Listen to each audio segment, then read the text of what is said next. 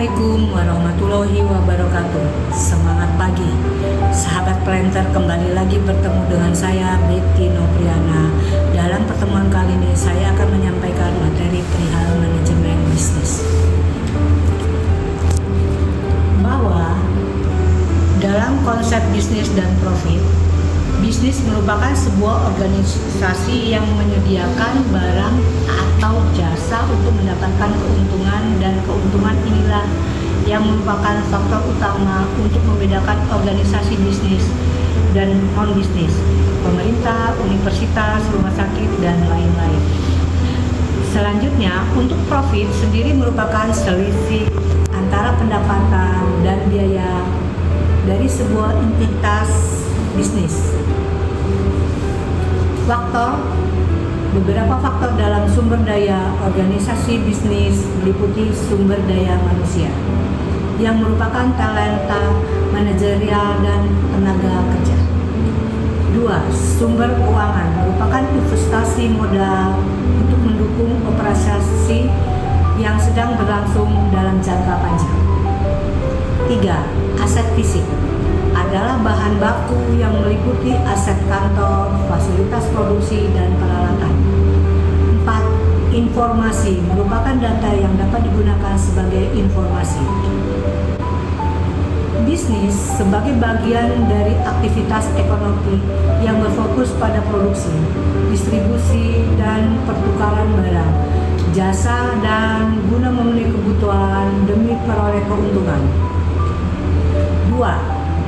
2 hal yang termasuk kegiatan perekonomian adalah kegiatan permintaan dan penawaran, di mana pemerintah merupakan kemauan dan kemampuan membeli untuk membeli produk, barang, dan jasa.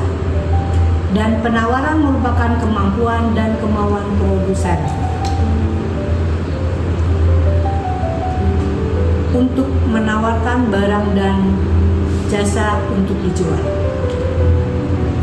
Dalam menjalankan manajemen bisnis harus mengedepankan prinsip efisien dan efektif.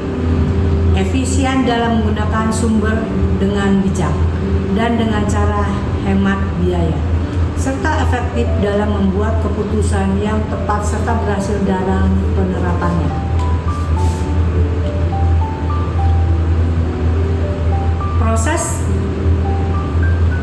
Proses manajemen memerlukan beberapa faktor agar sebuah manajemen dapat berjalan dan dengan baik, meliputi planning dan education making, yaitu menetapkan tujuan organisasi dan memelihara tindakan dari serangkaian alternatif untuk tercapainya. Organizing menentukan bagaimana kegiatan dan sumber daya akan dialokasikan. 3. Leading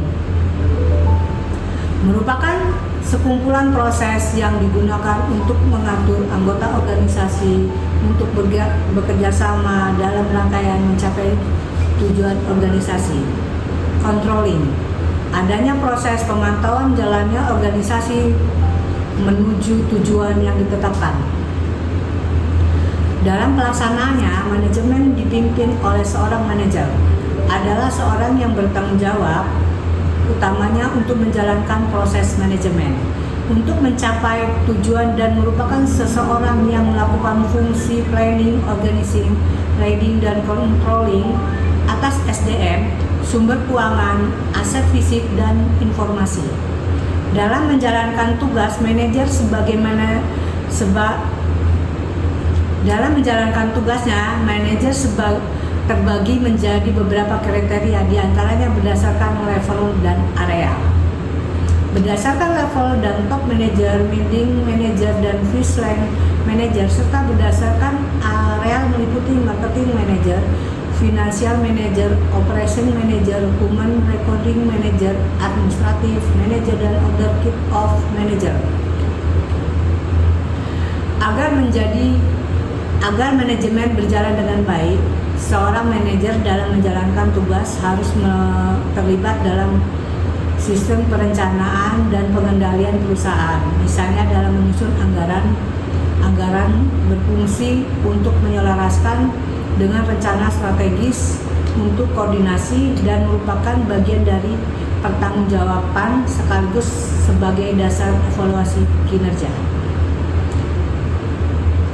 Untuk anggaran yang disusun merupakan anggaran operasional yang didapatkan mencakup 1. Anggaran pendapatan, 2. Anggaran biaya, 3. Beban SDM termasuk di dalamnya adalah anggaran administrasi dan umum, serta beban penelitian dan pengembangan. Dalam menyusun anggaran, seorang manajer harus berpikir secara sistem. Sebelum kita uraikan dahulu yang dimaksud dengan sistem, bahwa sistem merupakan sekumpulan unsur yang paling berhubungan, saling tergantung, dan saling berintegrasi dalam mencapai tujuan. Serta sistem merupakan suatu yang memelihara keberadaan dan berfungsi sebagai sebuah kesatuan melalui interaksi antar bagian. Selanjutnya,